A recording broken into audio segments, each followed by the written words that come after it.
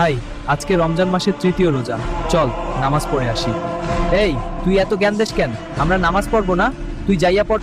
Please আসো, নামাজ পড়তে আর কত সময় লাগবে ভাইয়া? তুই আর নামাজের কথা আমাদেরকে বলবি না, না হলে তোরে মেরে মাটিতে শুয়ে দিব।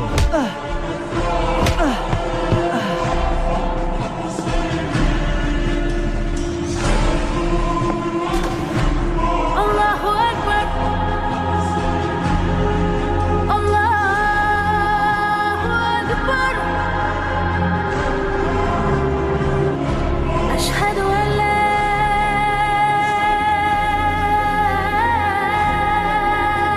إله إلا